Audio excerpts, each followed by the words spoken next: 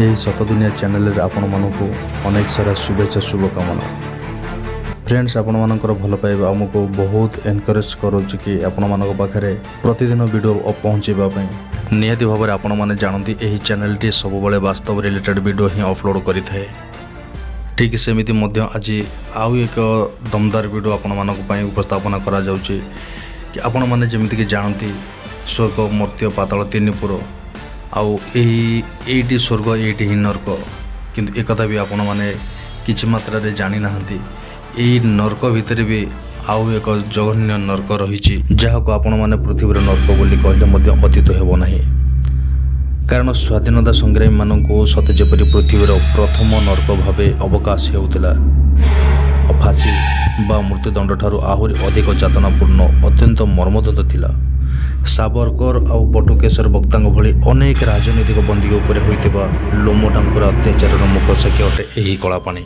Friends, आपण मानक कहि रखिबो जो माने चैनल रे नुआ अछंती, जो व्यूअर्स माने ए चैनल को प्रथम थर पे देखुचंदी, निहाती भाव में वीडियो को बिना स्किप रे शेष पर्यंत देखंतु।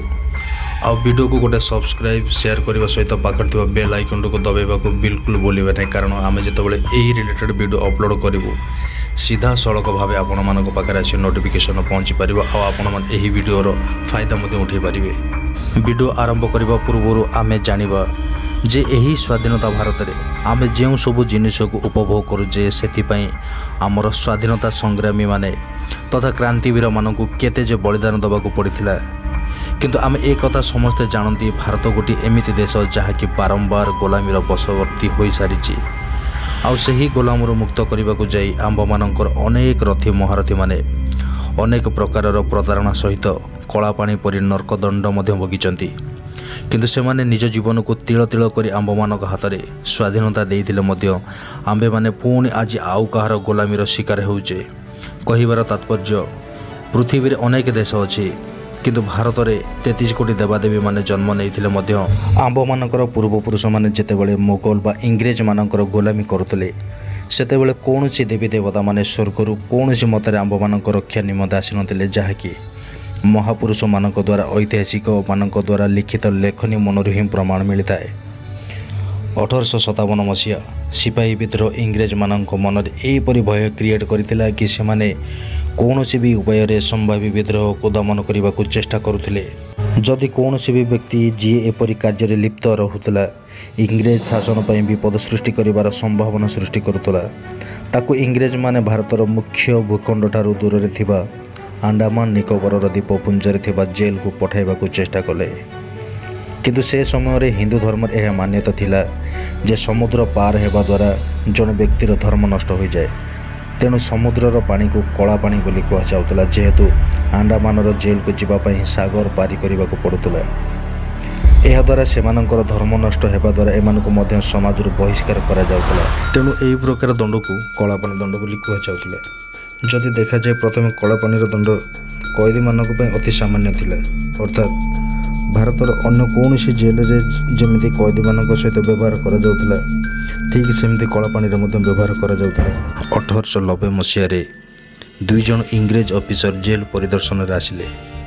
सेमाने कलापानीर जो रिपोर्ट सरकार को पठाइले सेबेठारू कलापानीर संपूर्ण नक्शा बदलीगला आउ आरंभ होइतिला कलंकित अध्याय। 1896 मसीह यही रिपोर्ट सरकारी अनुमोदन प्राप्त कला। यापर आरंभ है नूतन जेलर आरंभ। सेठारे जो कैदी मैंने रोते से कैद भाव व्यवहार करा जाउतला। जो नुआ जेलटी निर्माण करा जागला ता मझे एक टावर निर्माण करागला, कारण जार उपर रही इंग्रेज गार्ड संपूर्ण जेलर गतिविधि उपर नजर रखी पारुतला। यही टावर को केंद्रीभूत कर 7टी व्यासार्ध सरल रेखाकृति कोठा निर्माण करागला। आ प्रत्येक कोठा को विंग कहुला। आ प्रत्येक विंग 3 महला विशिष्ट थिला। आ प्रति महलार 40टी छोट छोट कोठरी निर्माण करागला, जहाँ को सेल बोली कहगला। यहीपरि भाव टोटाल जेल रे 796टी सेल थिला। से हिसाब से यह सेलुलर जेल को कहगला।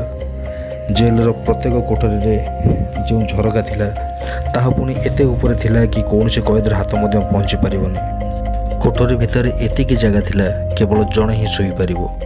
ଶୋଇବା ପାଇଁ ସିଧା ସମୟରେ ଚଟାଣରେ ଶୋଇବାକୁ ପଡ଼ୁଥିଲା। ଆଉ ଛୋଟ ଛୋଟ 2ଟି ବାସନ ରହୁଥିଲା, ଯାହାକି ଗୋଟିଏ ପାଣି ପିଇବା ପାଇଁ ଓ ଅନ୍ୟଟି ଶୌଚ ଯିବା ପାଇଁ। ଆଉ କଏଦୀମାନଙ୍କୁ ସେହି ଚଟାଣରେ ମଳତ୍ୟାଗ କରି ରହିବାକୁ ପଡ଼ୁଥିଲା, ପୁଣି ସାଇଡ଼ରେ ହିଁ ଶୋଇବାକୁ ପଡ଼ୁଥିଲା। ଯଦି ଦିନଚର୍ଯ୍ୟା ଦେଖାଯାଏ, ରାତ୍ରିର କେଇ ଘଣ୍ଟା ଶୋଇବା ପରେ ସୂର୍ଯ୍ୟୋଦୟ ହେବା ଆଗରୁ ମଝି ଟାୱାରରୁ ଘଣ୍ଟା ବାଜୁଥିଲା।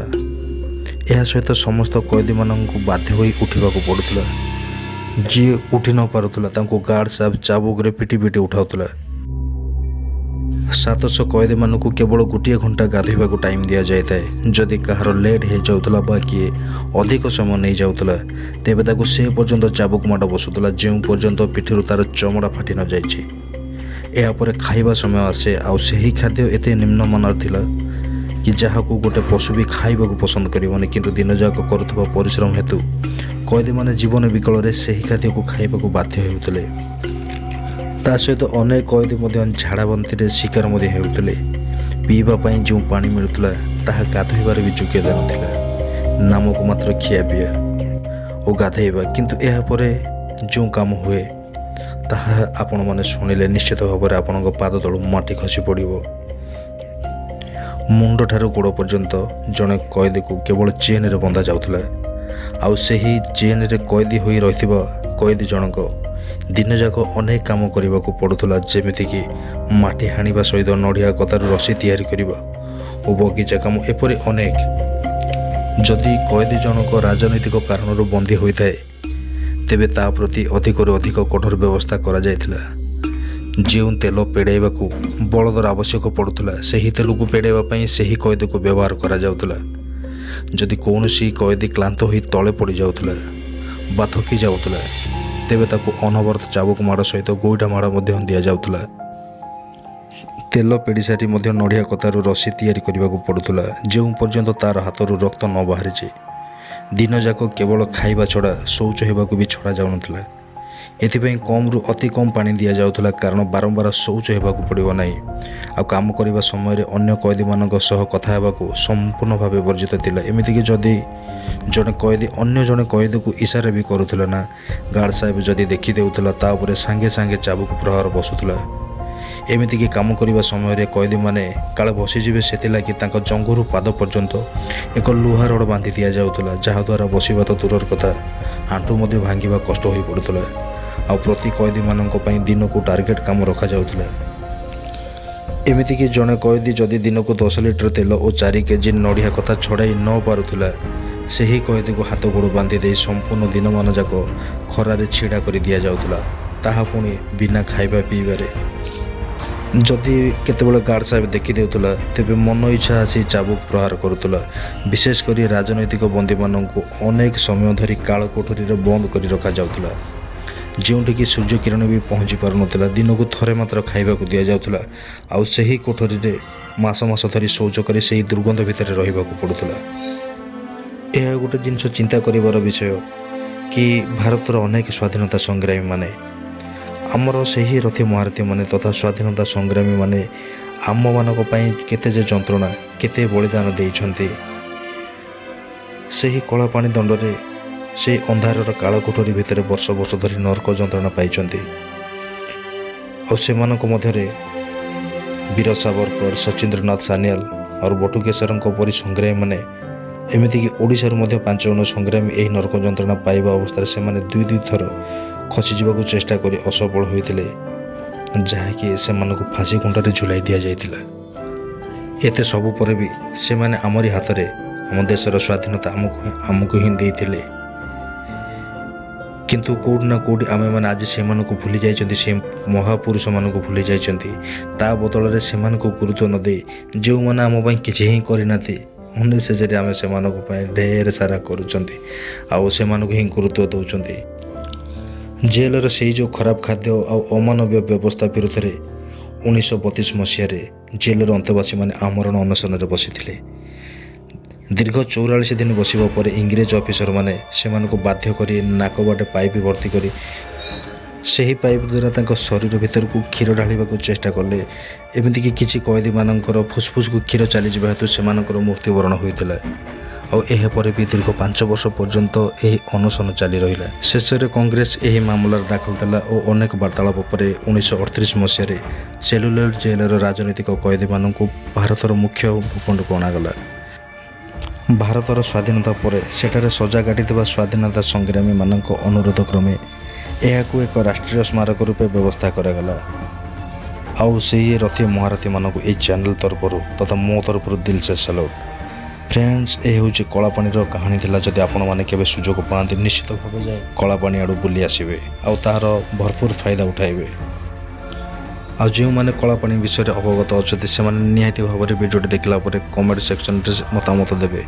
ଯଦି କିଛି ନ୍ୟୁ ଆଇଡ଼ିଆ ଅଛି ତାହେଲେ ନିହାତି ଭାବରେ ଆମମାନଙ୍କୁ ଜଣାଇବେ, ବାକି ଆମେମାନେ ମଧ୍ୟ ଦର୍ଶକମାନଙ୍କ ସାମ୍ନାରେ ସେସବୁ ଜିନିଷକୁ ଉପସ୍ଥାପନ କରିପାରିବୁ। ଫ୍ରେଣ୍ଡସ୍, ଆଜି ପାଇଁ ଏତିକି। ପୁଣି ଦେଖା ହେବ ଆଉ ଏକ ଦମଦାର ଭିଡ଼ିଓ ମାଧ୍ୟମରେ। ସେ ପର୍ଯ୍ୟନ୍ତ ଆପଣମାନଙ୍କୁ ଅନେକ ଅନେକ ଧନ୍ୟବାଦ।